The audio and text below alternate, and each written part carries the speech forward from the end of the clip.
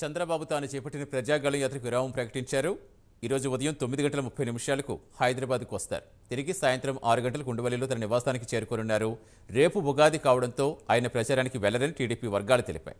ఈ నెల 10న తిరిగి ప్రజాగళం యాత్ర ప్రారంభం కానుంది.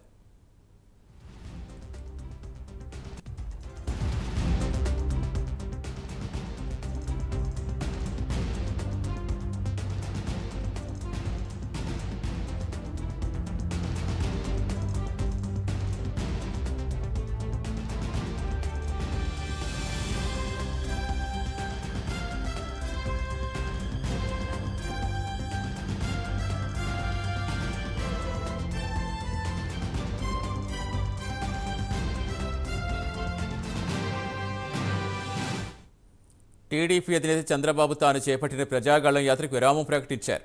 ఈరోజు ఉదయం 9:30 హైదరాబాద్కు వెళ్లనున్నారు. తిరిగి సాయంత్రం 6 గంటలకు ఉండవల్లిలో తన నివాసానికి చేరుకోనున్నారు.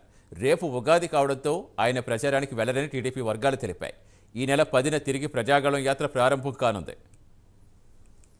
పూర్తి సమాచారం ఇచ్చేందుకు మా కరెస్పాండెంట్ రవికృష్ణ జరుగుతున్నారు. Good morning Ravikrishna. చంద్రబాబు ఉగాది వేడుకలు ఎక్కడ జరుపుకుంటున్నారు, ఎలా ప్లాన్ చేస్తారు, ఏం చెప్తున్నాయి టీడీపీ వర్గాలు? సతీష్, ఈ రోజు చంద్రబాబు నాయుడు హైదరాబాద్ వెళ్తున్నారు. 9:30కి ఆయన స్పెషల్ ఫ్లైట్ లో హైదరాబాద్ బయలుదేరి వెళ్తున్నారు.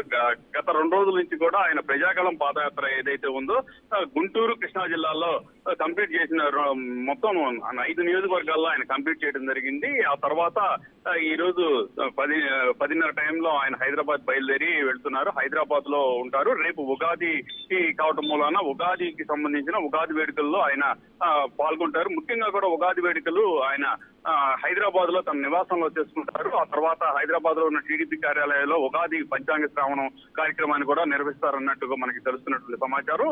తర్వాత ఆయన 10వ తేదీ నుంచి కూడా తిరిగి ఈ ఏదైతే ప్రజాగళం సంబంధించినటువంటి ఈ సభలు ఏవైతే ఉన్నాయో ఆ సభలకు సంబంధించి ఆయన పాల్గొనేటువంటి అవకాశం అయితే ఉంది. అయితే ఆ ఎల్లుండి నుంచి 10వ తేదీ నుంచి పవన్ కళ్యాణ్ ఆయన కలిసి ఉమ్మడి ప్రచారం చేస్తారని చెప్పి మనకి ముందుగా వచ్చినటువంటి సమాచారం. అయితే నిన్న పవన్ కళ్యాణ్ కు ఉన్నటువంటి అస్వస్థతకు లోను కావడంతో ఉమ్మడి ప్రచారం మీద మాత్రం కొంత సందిగ్ధత నెలకొందని చెప్పుకోవచ్చు. మొత్తానికి ఈ రోజు 10:30కు ఆయన హైదరాబాద్ వెళ్తున్నారు. ఆ తర్వాత రేపు హైదరాబాద్ లో ఆయన ఉంటారు. హైదరాబాద్ లో ఉండి అక్కడ ఉగాదికి సంబంధించిన ఉగాది వేడుకలన్నీ కూడా హైదరాబాద్ లో నిర్వహించేటువంటి పరిస్థితి కనపడుతుంది.